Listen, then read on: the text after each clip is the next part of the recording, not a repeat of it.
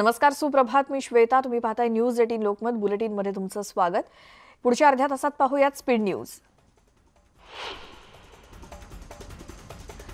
कर्नाटक आणि गुजरात पाठोपाठ आता महाराष्ट्रात ओमायक्रॉनचा शिरकाव झालाय. डोंबिवलीत दक्षिण आफ्रिकेतून आलेल्या 33 वर्षीय तरुणाला ओमायक्रॉनची लागण झाल्याचं समोर आलं. त्यामुळे आता महाराष्ट्राची चिंता वाढली आहे.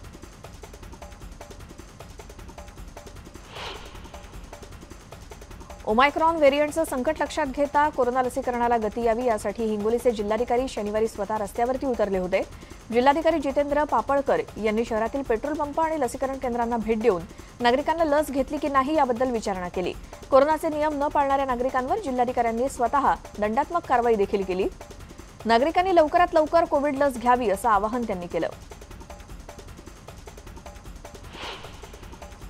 कर्नाटक पाठोपाठ गुजरातमध्ये ओमायक्रॉनची एंट्री झाली आणि गुजरातच्या जामनगरमध्ये ओमायक्रॉनचा रुग्ण सापडला. 28 नोव्हेंबरला आफ्रिका देशातून हा प्रवासी भारतात आला. अहमदाबाद विमानतळावरून तो जामनगरमध्ये गेला. ओमायक्रॉनच्या पार्श्वभूमीवर शिर्डीच्या साई मंदिर ट्रस्टनं मोठा निर्णय घेतलाय. जो देश सध्या हाय रिस्क म्हणून घोषित केलाय त्या देशातून आलेल्या प्रवाशांना आरटीपीसीआर टेस्ट बंधनकारक करण्यात आली आहे. आरटीपीसीआर टेस्टचे रिपोर्ट पाहूनच साई दर्शनाचा पास मिळणार आहे.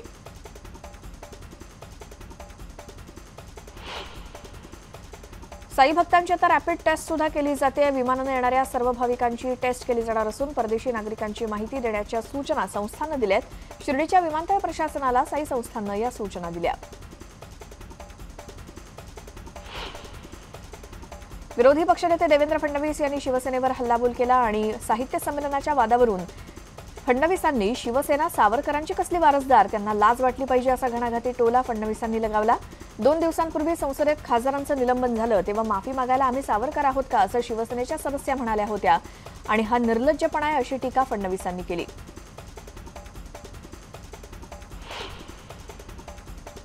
दरम्यान जिथे आमचे आदर्शच अपमानित होत असतील तर अशा ठिकाणी जाऊन काय करायचं असा सवाल फडणवीसांनी ट्विटरवरून उपस्थित केला.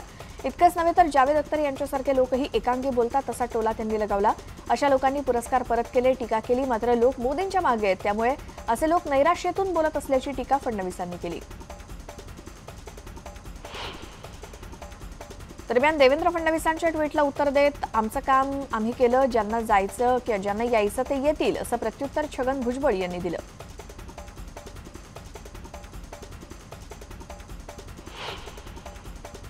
देवेंद्र फडणवीसांनी साहित्य संमेलनावरून राजकारण करू नये असं वक्तव्य जयंत पाटलांनी केलं.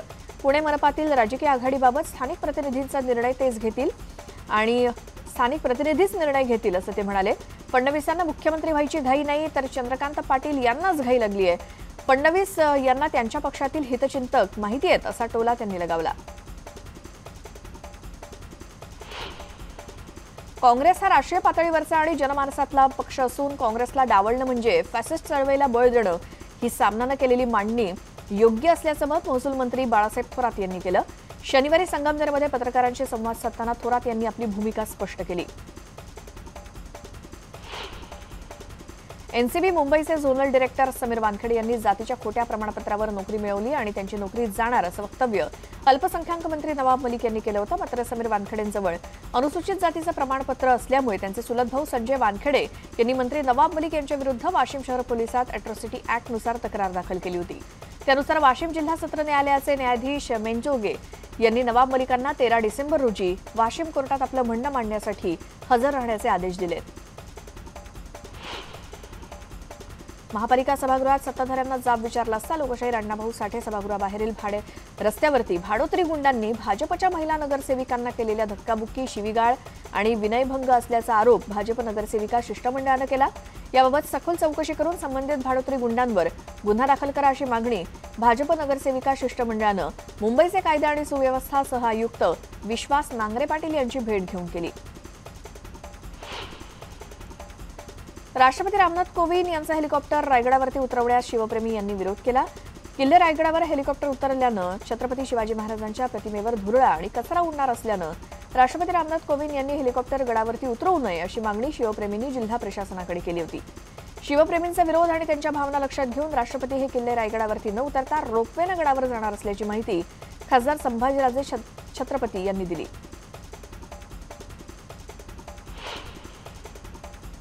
उल्हासनगर महापालिकेतील 9 नगरसेवक आपलं पद रद्द होण्यापासून वाचलेत. 4.5 वर्षांपूर्वी टीम ओमिकलानी या स्थानिक पक्षाचे 9 नगरसेवक भाजपच्या चिन्हावर निवडून आले होते. मात्र असं असताना मागील महापौर निवडणुकीत भाजप पक्षाच्या उमेदवाराला मत न देता त्यांनी विरोधी पक्षातील उमेदवाराला मतदान करून खळबळ उडवून दिली. आणि या प्रकरणी बिथरलेल्या भाजप पक्षाच्या नेत्यानं या नगरसेवकांच्या अपात्रतेसाठी केलेली याचिका कोकण विभागीय आयुक्तांना केली होती. मात्र ती याचिका फेटाळण्यात आली. एसटी कर्मचाऱ्यांच्या आंदोलनाविषयी राज्य सरकारची भूमिका ही लोकशाही विरोधी असल्याची टीका विरोधी पक्षनेते देवेंद्र फडणवीसांनी केली. कर्मचाऱ्यांच्या आरोग्याविषयी बातम्या येत आहेत आणि सरकार संवेदनहीन झालंय. मेस्मा लावण्याआधी सरकारनं चर्चेतून मार्ग काढावा असं फडणवीस म्हणाले. पिंपरी चिंचवड शहरातील वल्लभनगर एसटी डेपोमधील कर्मचाऱ्यांनी आपल्या आंदोलनाची जागा शनिवारी अचानक बदलली.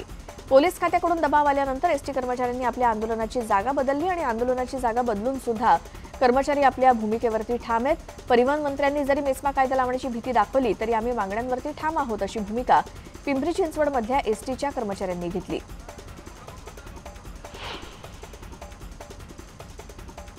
बीडमध्ये लाल परीचं चाक थांबल्यामुळे आतापर्यंत जिल्ह्यात 553 कर्मचाऱ्यांचं निलंबन केलं असून अद्याप निलंबनाची प्रक्रिया सुरूच आहे. तर सरकारनं किती दबाव टाकण्याचा प्रयत्न केला तरी माघार घेणार नसल्याचा पवित्रा आंदोलकांनी घेतला.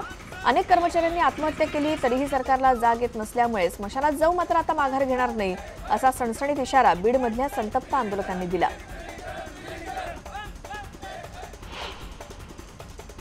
बीडमधील विभागीय नियंत्रक अजय मोरे यांनी आंदोलनकर्त्यांना आगारातील मंडपाच्या बाहेर काढलं. आगारातील मंडप काढून टाका अशा सूचनाही विभागीय नियंत्रकानं दिल्यामुळे कर्मचाऱ्यांचा संताप अनावर झाला. बाहेर काढलं काय किंवा फासावर लटकवलं काय तरी आंदोलन मागे घेणार नाही असा इशारा कर्मचाऱ्यांनी दिला.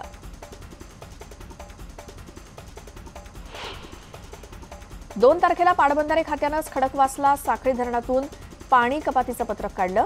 कारण भामा अख्खेत धरणाचं 1.6 टीएमसी पाणी आता पुणेकरांना मिळतंय त्यामुळे हे पत्रक काढलं गेलंय. शनिवारी एमपीएससी आयोगानं पुढील वर्षी 2022ला होणाऱ्या सर्व अंदाजित परीक्षांचं वेळापत्रक जाहीर केल्यामुळे विद्यार्थ्यांची अनेक दिवसांची प्रतीक्षा संपली. त्यामुळे विद्यार्थ्यांना पुढील नियोजन करता येणार आहे. एमपीएससी वर्षभरात वर्ग 1 आणि 2 साठीच्या विविध संवर्गासाठी साधारण 13 प्रकारच्या परीक्षा घेतं आणि याचं अंदाजे वार्षिक वेळापत्रक यूपीएससीच्या धर्तीवरच एमपीएससीनं बऱ्याच वर्षानंतर पहिल्याच जाहीर केलं आणि या निर्णयाचं परीक्षार्थींनी स्वागत केलं. नंदुरबार जिल्ह्यातील अयान मल्टीट्रेड साखर कारखान्याच्या चिमणीमधून उडणाऱ्या राखेमुळे आजूबाजूच्या शेतकऱ्यांच्या पिकांचं मोठं नुकसान होत असल्याची गंभीर बाब पुढे आली.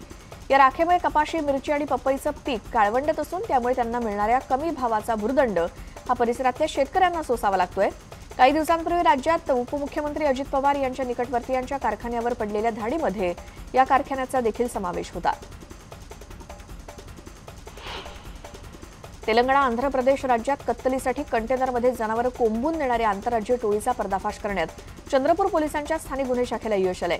गडचिरोली जिल्ह्यातून येणारी 3 वाहनं चंद्रपूर शहराच्या सीमेवरील शहर गावाजवळ ताब्यात घेण्यात आली आणि कारवाईत 4 तस्करांना ताब्यात घेतलं गेलंय. यावेळी 98 जनावरांची सुटका करून सर्व जनावरं गोशाळेत पाठवण्यात आली आहेत.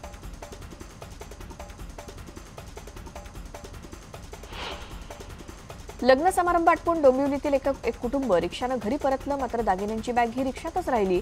या रिक्षाचा नंबर नसल्यानं महिलेच्या कुटुंबियांनी डोंबिवली मानपाडा पोलीस ठाणे गाठलं. पोलिसांनी सीसीटीव्हीच्या साह्यानं रिक्षा शोधून काढली आणि महिलेचं 7 तोळ्याचे सोन्याचे दागिने तिला परत केले.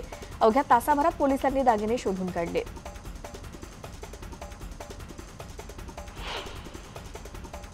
परभणीत अतिवृष्टीमुळे पिकांना मोठा फटका बसलाय. वादळी वाऱ्यासह आलेल्या पावसानं खरीप हंगामातील कापूस, सोयाबीन या पिकांचं मोठं नुकसान झालं.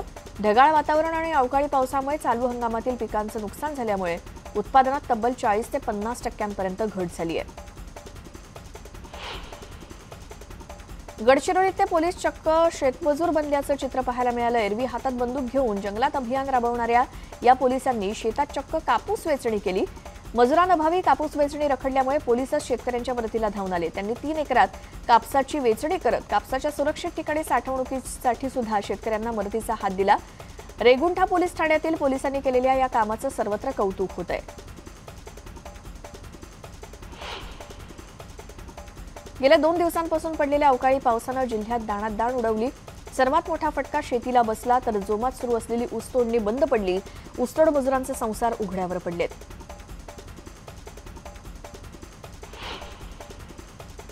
खामगाव शहरातील केशवनगर भागात शनिवारी वाघ दिसला. त्यानंतर शहरात मोठ्या प्रमाणात दहशत पसरली. त्यामुळे संपूर्ण शहर दहशतीखाली आहे. वाघाला पकडण्यासाठी वनविभागाची टीम घटनास्थळी पोहोचली. घाटपुरी नाक्याजवळ असलेल्या झुडपात वाघ दडून बसला असल्याचं सांगण्यात येतंय.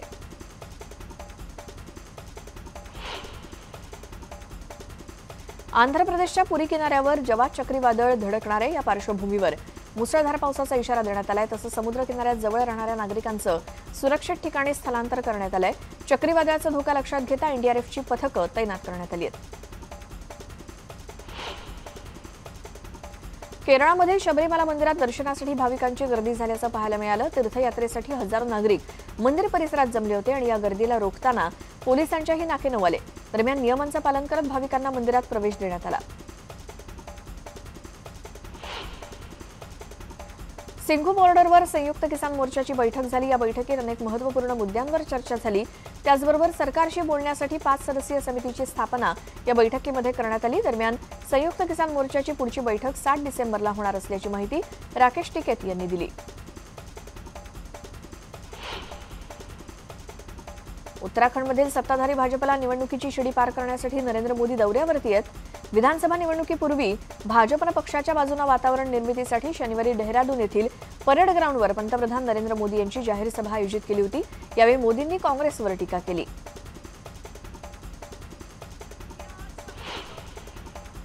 ज्येष्ठ पत्रकार विनोद दुआ यांचं वयाच्या 67व्या वर्षी निधन झालं.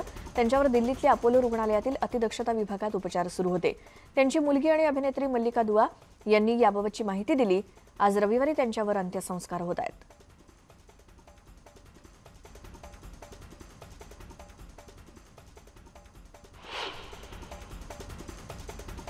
आणखी काही स्पीड न्यूज आपण पाहूयातच एका छोट्याशा ब्रेक नंतर. पाहत राहा न्यूज 18 लोकमत.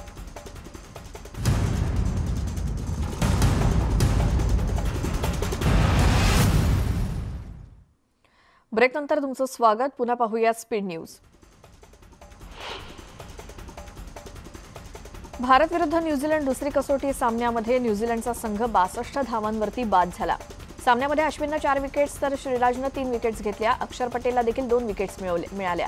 या कसोटीवर भारतानं मजबूत पकड घेतली आणि भारताकडे सध्या 263 धावांची आघाडी आहे. अभिनेत्री अंकिता लोखंडे आणि विकी जैन लवकरच विवाह बंधनात अडकणार आहेत. अंकिता लोखंडेच्या लग्नाची चर्चा गेली अनेक दिवस सोशल मीडियावर होतीये. अंकिता आणि विकीच्या लग्नपत्रिकेची एक झलक समोर आली. मात्र कोणत्या दिवशी हे दोघे 7 फेरे घेणार हे अद्याप गुलदस्त्यात आहे.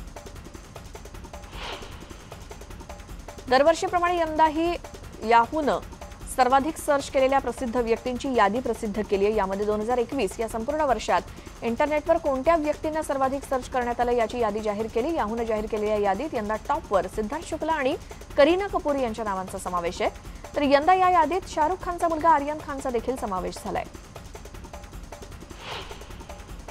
अभिनेत्री सई तावणकर नेहमीच यशाची नवनवी शिखरं पादाक्रांत करताना दिसते. सईच्या शिरपेचात आणखी एक मानाचा तुरा रोवला गेलाय. सईला IMDbच्या बेस्ट ऑफ 2021च्या यादीत मानाचं स्थान मिळालंय. IMDbनं नुकतीच top 10 breakout stars of India film and web series 2021ची लिस्ट जाहीर केली. या यादीमध्ये IMDbनं सईचा उल्लेख केलाय.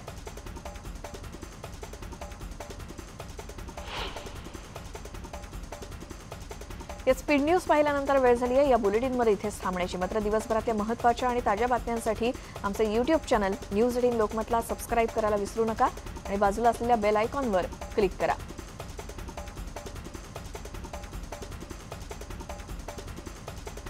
आणि बुलेटिनमध्ये जाता जाता एक महत्त्वाची आठवण ती म्हणजे घराबाहेर पडताना मास्क वापरायला विसरू नका. सॅनिटायझर वापरा आणि सोशल डिस्टन्सिंगचं पालन करा.